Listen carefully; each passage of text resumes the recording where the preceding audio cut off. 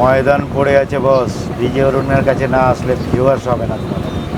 আজকে জানিয়েছিলাম একজনকে আমি ছেড়ে দিয়েছি। আমার দুজন ছিল, একজন সেক্রেটারি ছিল, একজন ক্যামেরাম্যান ছিল। ক্যামেরাম্যানটাকে আমি আউট করেছি। বললাম কোনো এক লাইভে গিয়ে বলেছে যে ডিজে অরুণ আমার পা চাটে, ডাইরেক্ট নাম ধরে।